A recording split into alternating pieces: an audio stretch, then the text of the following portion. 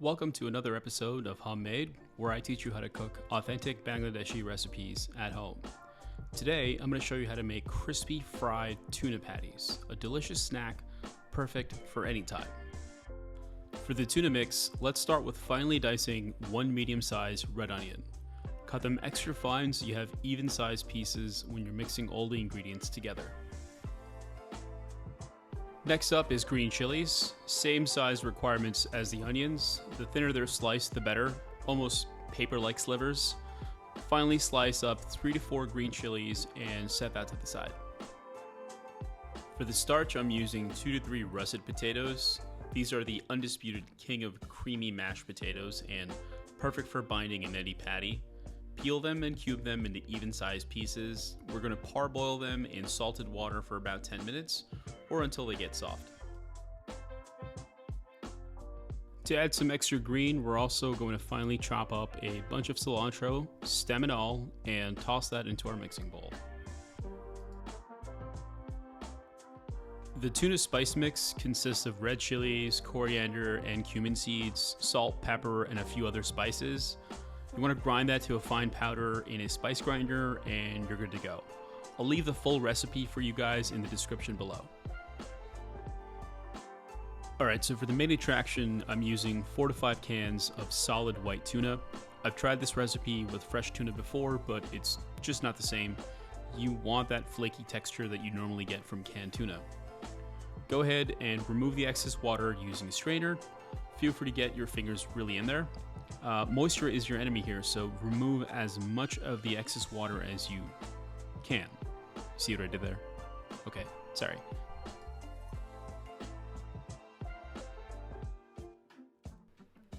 Now to combine our ingredients. Toss in the red onions and green chilies into your mixing bowl. Toss in the dried tuna next. To that, we want to add 4 to 5 fresh cracks of black pepper and 2 pinches of kosher salt to taste.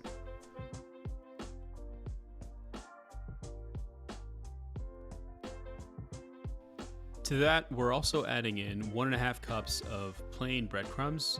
This is going to add additional body to the mixture and will bind well with everything else once we add in our wet ingredients later.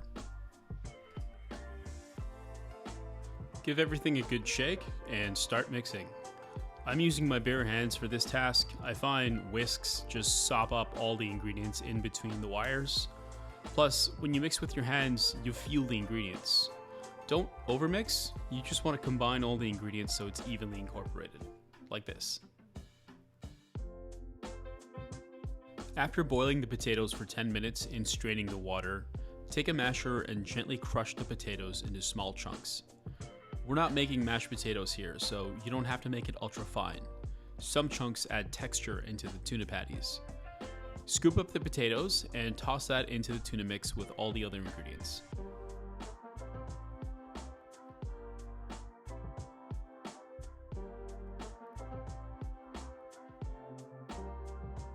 For our wet ingredients, we're going to crack and add 3 medium brown eggs into the mix. The eggs add additional fat into the mixture and act as a glue when mixing with the rest of the dry ingredients. This is going to be our bind for our entire mix. And now for our final mix. You want to really get in there with your hands and make sure all of the ingredients are thoroughly mixed and have evenly coated with all the spices and herbs. If the potatoes are still hot, wait for them to cool down so you don't burn your fingers like I did. The patty texture should be soft and malleable, kind of like squishy Play-Doh. And it should look like something like this. Now let's set up our prep station and get our patties ready for frying. For our egg wash, whisk 2 to 3 medium brown eggs into a pan with a splash of water. Alright, I'm going to show you how to mold tuna patties. It's a little bit of technique, but it's easy once you get the hang of it. You want to take a 2-ounce ball and place it in the middle of your palm. Use both of your hands to gently rotate on opposite ends to form an oval-shaped ball. Don't apply too much pressure as you'll make a flat disc instead. Once you have the ball shape, use your index and middle finger and gently push the middle to flatten it into a puck shape, like this. Use your fingers to press the outer edges into a perfect circle, and you've got yourself a tuna patty.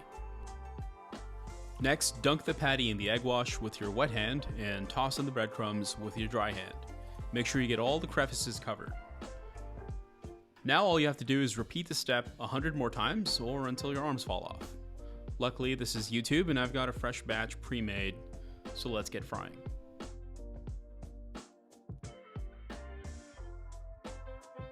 Because these make for awesome snacks any time of the week, you can pre-make a huge batch and freeze for later. They keep well in the freezer for at least a few months. To fry the tuna patties is super simple. I'm going for a shallow fry using my cast iron pan, but you can also use a Dutch oven. But why waste all that oil?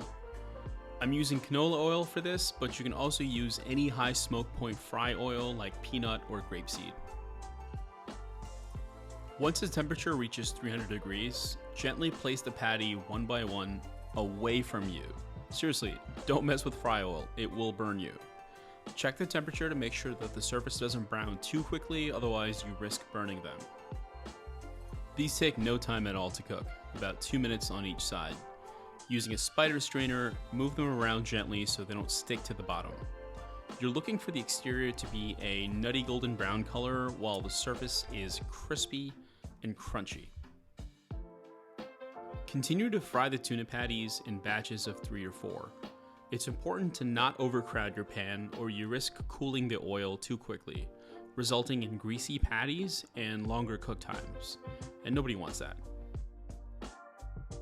I'll be honest, my first batch wasn't so great. It got way too brown too quickly as I wasn't watching the temperature, but you can lower it and start again. This is why we make a lot.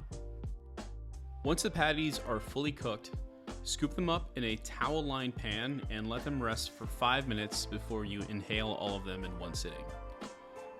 It would be ideal if you shared, just a suggestion. And now for the all-important money shot, the final cross-section reveal. The texture is perfect. It's crunchy on the outside and pillowy soft on the inside. The tuna patty is spicy and savory, almost reminds me of a kebab. This is the perfect in-between snack. Forget pizza bagels, make these tuna patties instead. Thanks for watching another episode of Homemade. Leave a like, comment, subscribe, and I'll see you next week. Cheers.